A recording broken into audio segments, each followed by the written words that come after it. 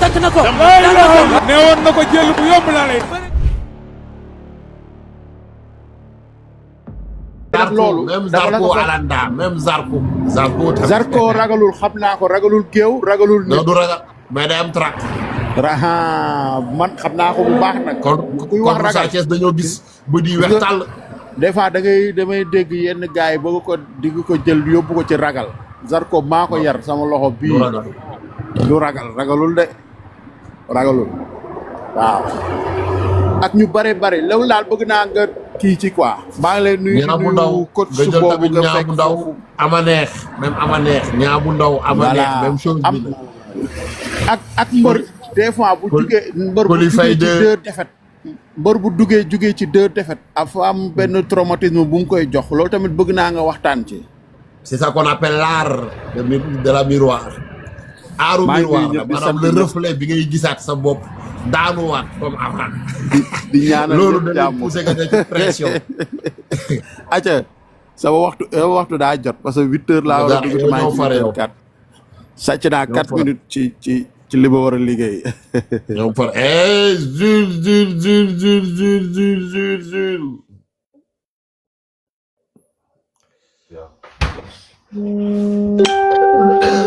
déjà coach Ndiouga ndogu jot na wala jotagul Souleymane. waaw salaamaaleykum coach. maa ngi lay mu jot de. maa ngi Souleymane ça va. ñu ngi lay ziar. Gora Sock ñu ngi lay ziar bu wér tamit. di xool noo def di wax ne sa liggéey bi ngay def si live bi nice na. macha allah maa gañe Fadam nag bàyyi leen ci xel. non Fadam tu moom yaay mënoo ko sànq seetaan naa ko. mu naan day BND moom fii laa ko wax mu yónnee ma ay cadeau ba tey yónnee wu ma cadeau ba pare bëgg maa sonal ak ay demande am gis nga yow booy. BND auto di Lucio yow laay waxal. da nga def tegoo ko fenn Souleymane ñëw. non coach. man est-ce que xam nga benn affaire. mooy génn je sais que bokkul ak sax ak live bi quoi. léegi comme yow xëy na sa voix mën na yegg foo xamante ne ñun suñu yos yegguñu fa. donc man dama verdict bi dafa tombé léegi ñu ne supporter sénégalais yi mun nañ leen tëj. You doing box or kickboxing right now? No, I have never done it, but I'm a soldier. I'm a commando, a special force. Obviously. Okay, but now it's different. Like you can be soldier, and if you don't go to learning taekwondo, kickboxing, and that mix, you can be not doing MMA. It's different. You can be soldier. You're gonna be good on the army, not in the ring. The ring is different. Yeah, but once I go for training, exercise for a month or two, honestly, if you put me in the ring. Exactly. Donc, what you're going to do at the beginning, you're supposed to go to see somewhere you can find gym, MMA gym, and you're going to make your inscription. And then after that, I'm going to find something for you. Even you never practice, I can do nothing for you, seriously. I can tell you right now. Oh, yeah?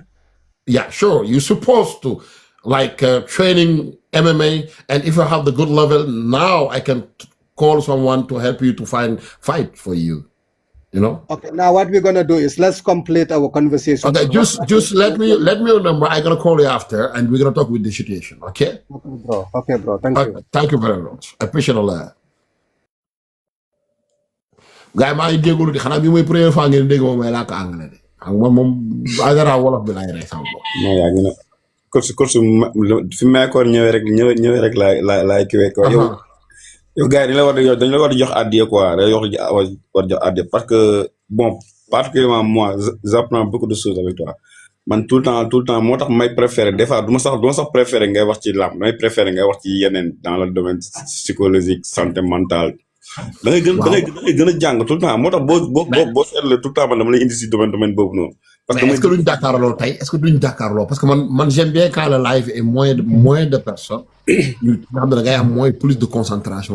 bizarrement loolu laa la bëggoon wax ma ne la en fait pour ngay wax sur l'aspect psychologique des lutteurs plus précisément des sportifs sénégalais.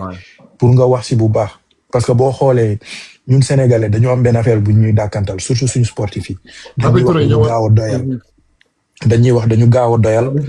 ou truc mais du question de gaaw a doyal c'est juste benn aspect psychologique boo xamante ne benn blocage la bu nekk suñu bopp on n'a pas réussi à le déverrouiller tey boo xoolee suñu équipe nationale football bi eux ils ont réussi à déverrouiller ça moo tax plus ñuy gagner plus ils ont envie de gagner mais nag boo xoolee si côté mbër yi aspect boobu dafa desee lu bari moo tax pour man Bakary da nga ci war a insister bu baax a baax parce que gis nga il suffit que aspect boobu noonu mbër yu bëri débloqué ko mais aspect psychologique boobu limite boobu mu leen di tegal suñ ko déverrouillé di nga gis spectacle bu grandiose ci arène bi parce que ñoom dañuy limiter seen bopp et c'est juste psychologique pour man nag war nga ci waxtaan bu bari ñaax leen ci bu bari voilà s'il le faut parfois même tu les piques pour ñu xam seen bopp tu vois pour que ñu gën a dellu ci man pour man daal waxtaan boobu dina am solo comme ça ñun ñëpp ñu jariñu ci quoi en fait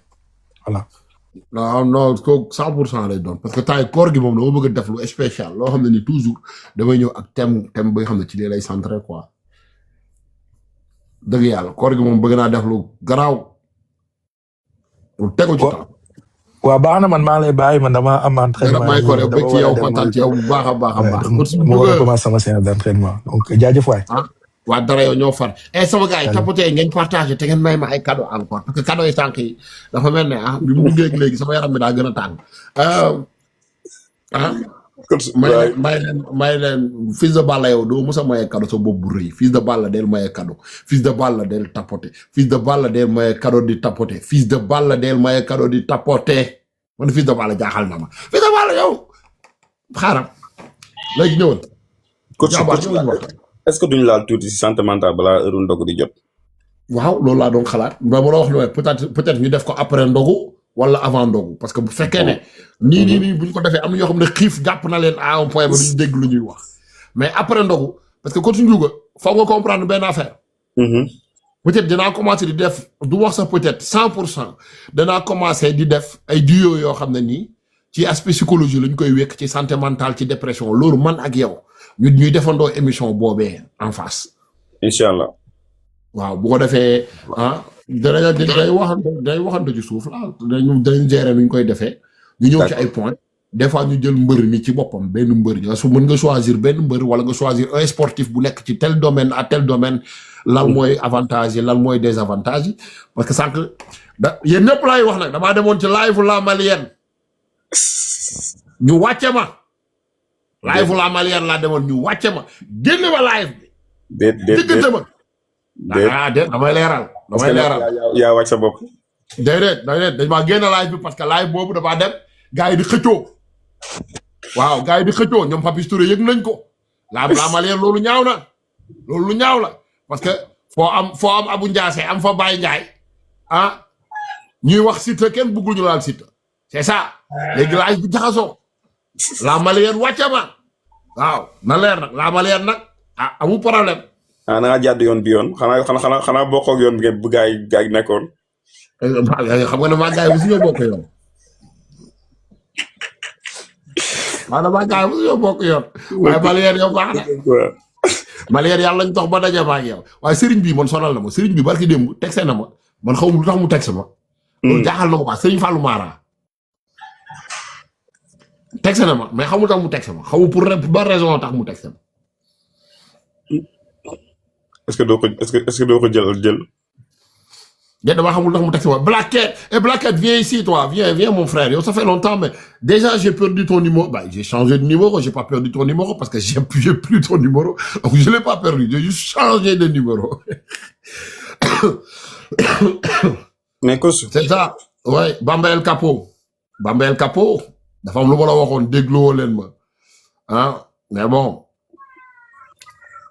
mais heure bi gars yi dañuy préparer affaire rek yooyu noonu. ñu préparer ndogu de 140 personnes nga ci am. léegi benn point bu ndaw rek laa bëgg nga ñëwal ma ci après buñ peut-être après ndogu kii guddi gi ñu ñëwaat si. guddi gi bu ñëpp di live sax on s'en fout. ñun dañ concentré wu ci suñu thème. exactement. Papa Ozil. maa gagné Fadam dañ doon def match ma gagné Fadam man maa gagné Fadam 3-0 na leer Fadam lu muy bandi lu yëpp di gagné gars yi di xëccu maa ko gagné 3-0 3-0 la ñu joué ma gagné ko 3 fois na leer loolu dama bëgg ñëpp bind ko ci seen agenda. te c'est la première fois nga joué match de. oui c'est la première fois. ça se voit. mais xamoon nu muy demee sax musuma xam nu muy demee. non boo xoolee ci suuf rek dala koy bindal après des fois fu ngay fois 3 yi boo fa tegee benn cadeau da koy multiplier par 3 quoi loo joxe da koy multiplier par 3. waaw yàlla xam ne xaw ma woon sax nu muy demee man même match bi il faut maanaam man mënuma koo def keneen moo koy def dugal ma genre. parce que bëgg naa nga définir ma santé mentale de. santé mentale c'est que santé mentale. day basé wu ci.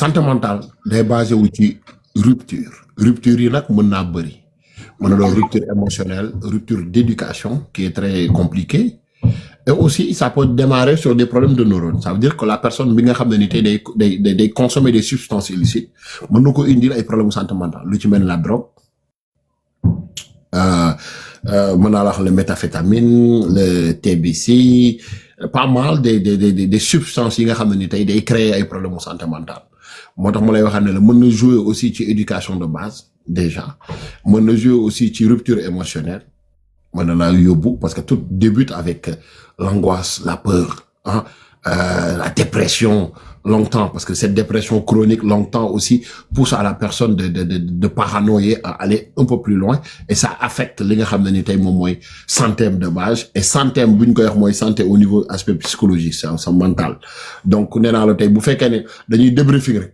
dafa nar a yaatu lool léegi li ci gën a neex mooy cas par cas ki am problème mu santé mentale bi nga xam ne ni dafa jóge ci drogue ba réinsertion lañ ko war a mën a defal ba mu ñëwaat récupérer waat santé bu baax mental bu baax ak ki nga xam ne ni dafa am problème mu rupture émotionnelle mu touché ko yóbbu ko plus loin ba mu mujjee am moom problème mu santé mentale kooku comment on doit faire pour le faire revenir sur terre il y a une grosse différence. mais moom benn santé benn partie boo xam ne day dal les Sénégalais muy côté jinne là c'est différent foofu moom awma ci xam-xam lu bari wax dëgg yàlla mais bu fekkee ne ci état psychologie normal liñ jot a jàng mën naa laa tegal lu bari ci table bi loo xam ne ni tey mën na différent wax dëgg yàlla. d'accord léegi boo ko doon ci viré ci côté sport bi mais est-ce que santé mentale est aussi important que la santé physique. Oui, mais parce que tu es basé sur la santé mentale pour avoir une très bonne santé physique. Parce que la réalité en est que vous faites que cette santé mentale bas, entraîner, les gens vont voir que c'est physique bas, mais intérieurement physique bas. Pourquoi? Parce que déjà, problème de santé mentale, ça te pousse à souvent avoir beaucoup de confiance ou bien à avoir beaucoup de doutes envers toi, que ça soit clair. Donc ça dépend. Ben oui, parce que des fois, tu vois, nit am problème mental, mais ci problème mental am dafa lay jaaree dëgër fi day dofee maanaam luy xaru bu dee xaru sax du ko yëg yaa ngi comprendre. kenn ki day am problème santé mentale commencer di gis boppam dans une autre manière ça veut dire quoi di sentir ay culpabilité di avoir peur xam nga du mën a entamer dara kooku tamit day gis ne loolu xelam moom moo am problème mais du moom physiquement du moom kon ci entraînement boo commencer programme d'entraînement li tax ñu naan la il faut que ça soit alternatif c'est pour ne pas te mettre trop de pression au niveau de l'aspect psychologique de la personne ba nga xam ne ni tey du ko mën a yóbbu ci vers la tristesse intense ou vers la dépression directe. D'accord. dégg nga waaye nee na Pogola ak Niang Ballo c'est les premiers cas. mais Pogola ak Niang Ballo. ñoom ñooy premiers cas yi. ñoom léegi yow loo ko doon waa ji. Ah ben moi je dirais oui. Comment ça? Les deux les plus fous dans l'arène, c'est les deux. C'est les deux les plus fous dans l'arène là. Ils blaguent pas ces gars-là là. Ça c'est des gars là tout ça. En fait ñooñu c'est des gars yoo xam ne ni seen disjoncteur pour mu sauter ça prend rien du tout. Pogola pour mu sauter mentalement c'est très facile. Niang Ballo pour mu péter les câbles c'est tellement facile. C'est très facile. Est-ce que doo fa dugal Ada Fass aussi? Non, pas Ada. Ada, quand même, Ada, il va plus avec son côté subconscience, madame. C'est désir, tout simplement. Ada, c'est une personne qui va vers désir. Maintenant, si tu l'empêches de faire ses désirs, automatiquement, il devient agressif. C'est différent avec les autres. Les autres, ils ont une sensation non-existence, madame. Ils sont dans le vide. Tu vois ce que je veux dire? Tu vides les gens, retenir les. Nous croire, ok, ils sont là maintenant, et à ce moment-là, c'est trop tard. Ils vont partir en couille. Et pour les canaliser, comment faire? Ben, comme ce que je suis en train de faire avec eux, ça veut dire quoi? Ça, c'est des personnes, il faut les faire ouvrir les yeux de ce qu'ils peuvent avoir dans le futur et ce qu'ils sont présents. Donc, dans le passé, là, lañ doon dund, présent, ci la lañ nekk, et futur, là, lañ war a mën a am. Maintenant, da ngay canaliser foofu laaj leen, lan mooy base bi, maanaam base bi, présent bi, dund présent bi, ak dund passé bi, ak futur bi. Tey boo ko doon considérer, bal moo la ci gënal, en fait. Ok. Foofee ngay gis bu waxee nga comprendre li muy wax nga xam ne kii en fait enfin ñoo xam ne dund passé comme am na mbër yu bëri yoo xam ne dund passé moo leen gënal mooy dund gu metti gi ñu doon dund pour ñoom loolu mooy Baye Fall dund gu metti googu ñu doon dund maanaam dañuy sentir benn jouissance en disant maanaam si la ñu soog a yëgee seen bopp ne ay góor yàlla lañ dëgg bokkut ak présent bi nekk mooy ci noflaay bi ça les rend tellement comme genre xam nga paresseux ils veulent plus rien faire ils veulent pas s'entraîner tu vois mu doon dund bu nooy ci ñoom mais duñ gis seen bopp ci dund boobee. Ok du nekk seen zone de confort quoi. non ça dit waaye du nekk seen zone de confort am na mbër yu bëri yoo xam ne nii tey ñu ngi ci confort mais newul seen zone de confort maanaam ñu ngi dund boo xam ne nii newul seen zone de confort ils apprennent à s'adapter à cette vie là tout simplement. Mais coach man j'ai constaté quelque chose c'est Ada Fass. Ada Fass c'est vrai Black. bu amee benn niveau bu gën a yéeg. moom day baissé wu quoi mais bu fekkee niveau moom niveau bi tolloo nañ moom foofu day da koy jox cër quoi da koy jox gëdd day respecté lu muy def quoi pour génn ci.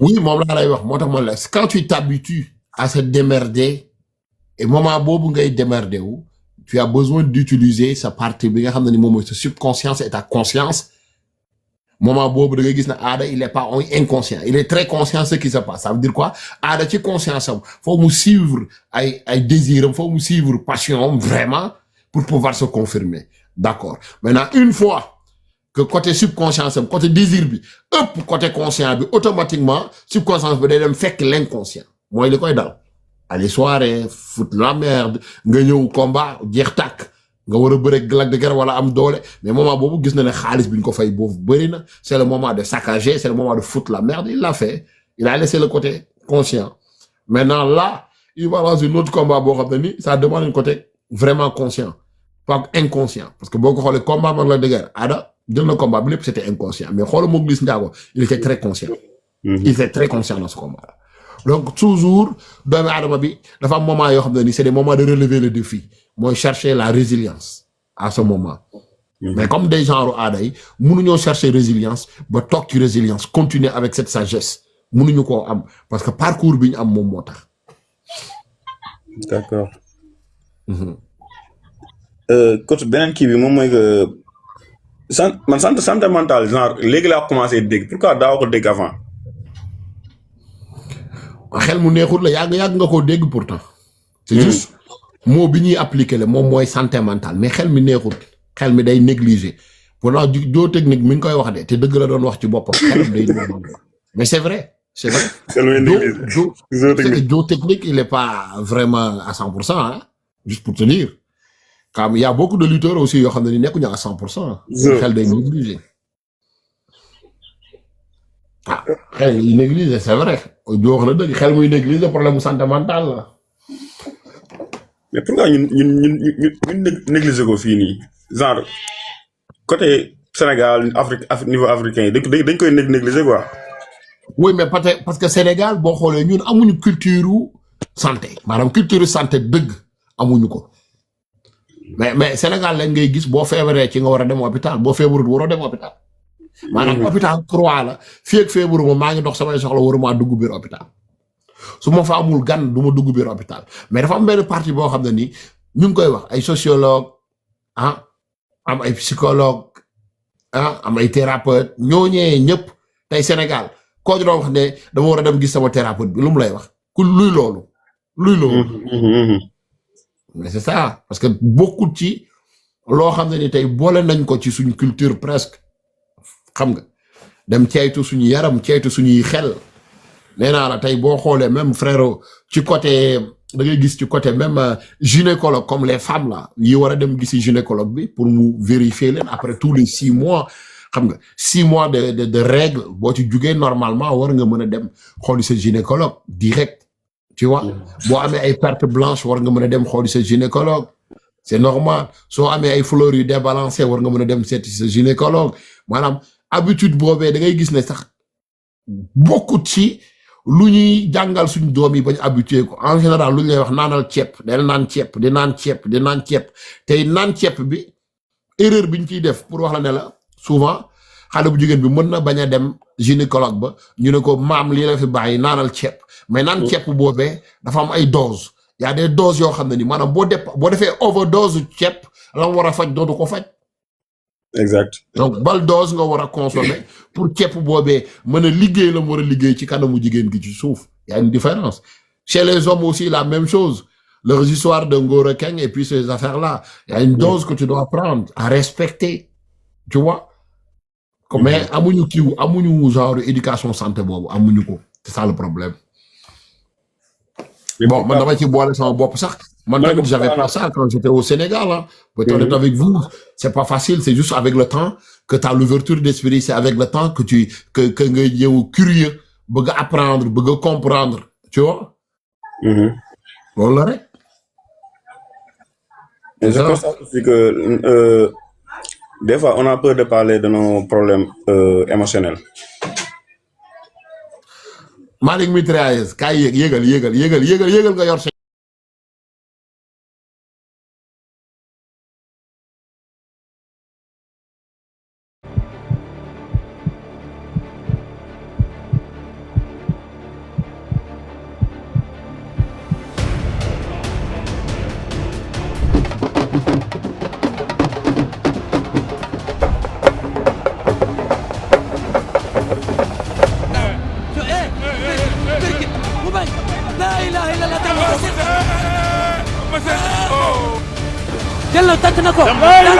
newoon na ko jël bu yomb laa lay